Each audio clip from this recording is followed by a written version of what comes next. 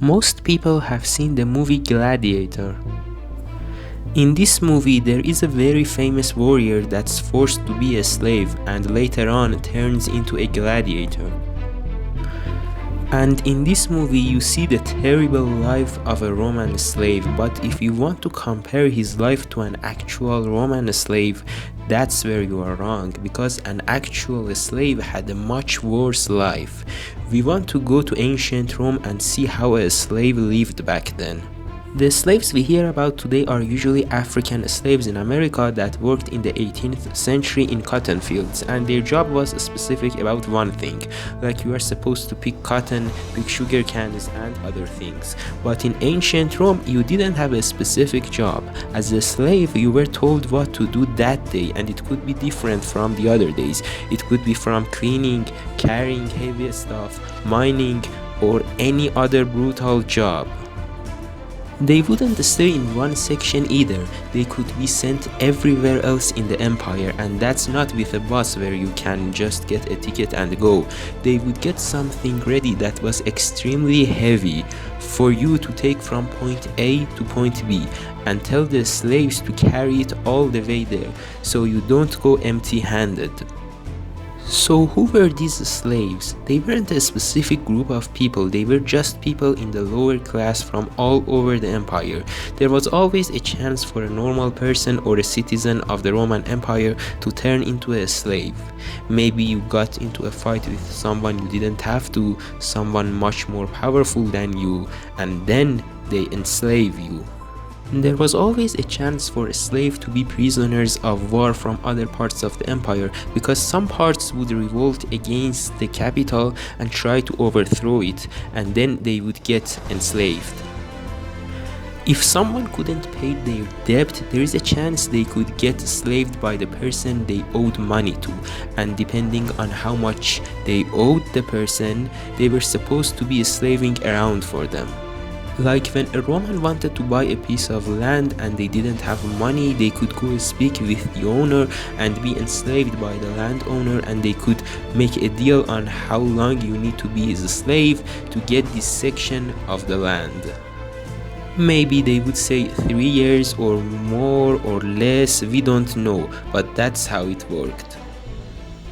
The slave would work for about 3 years, and then when his job was finished, he would get that piece of land. We are telling you this, but you can't compare a slave to a normal employee. These weren't treated like human beings. They would work every day endless hours. They would barely get any sleep, any food, and they would treat it extremely poorly, and sometimes they would even be killed if they disrespected the owner. A slave was a property of the owner rather than an employee. The worst thing is for a master to not like his slave, because there is a chance for a public execution. And to send the message to other slaves, they would even put them on the cross and crucify them.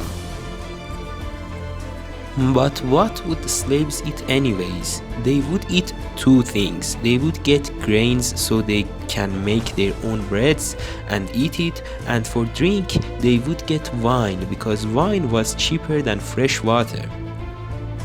It's interesting to know that freshwater sources at this time were all contaminated, and the people knew this, so they wouldn't drink it unless they were sure they are out of their populated city. So at this point, they were more comfortable giving them wine rather than water. Like, for example, slaves that worked in fruit farms could have taken a piece of fruit and ate it if they felt like it, but if their master saw it, it could be the end of them, so they had to be extremely careful. Everybody knows the warrior slaves in the Roman Empire, which are called the gladiators, which we mentioned in the beginning of this video. The gladiators would go to the stadium and put on a show for the wealthy and the emperor, and if they got killed, it didn't matter. But where did slaves stay at and live at? Well, anywhere slaves work, they would have a house to live in. But it wasn't really a house, it was more like a prison on the property they worked at. They were forced in there at night to sleep, but they weren't free, so they couldn't just live freely, and some of these buildings still remain to this day. But the slaves that worked inside the house of the wealthy people, they were more trusted, so they could live with their master. Something that pointed out the slaves was their clothing, because they really had none of it. They just had white robes that they would put as a t-shirt and underwear, nothing else. And this would work for men and women, and in the winter most of them had no warm clothing. It's interesting to know that in the Roman Senate, some of the senators felt bad for the slaves and the people, and they would say we need to find out the population of the slaves in the empire, but none of them would accept it. And that's because most of the senators in that party had the slaves at home, and they didn't want them to snitch about it and let the other people know about it. You have to know that the majority of the people in ancient Rome didn't have slaves because they couldn't afford it. It wasn't something that was available to everybody. And the remaining 20% that had slaves didn't want normal people to know how many there are, because it was an extremely ridiculous amount. If people knew exactly, they could be a cause of revolution, and this did happen once in 71 BC. A slave by the name of Spartacus gets an army of about 70,000 people to revolt against the Roman army. There is actually a movie about Spartacus, but unfortunately he is defeated by a general named Crassus, so his revolt didn't really work out. In the battle at Carrhae, you might know what happened when Crassus has taken over the entirety of Europe. He is building the Roman Empire and making it bigger, and he wants to go eastwards to get more wealth from the Persians. But General Surena is waiting for him and teaches him a lesson. Most of the Roman slaves came from northern Africa, and this happened around 300 BC.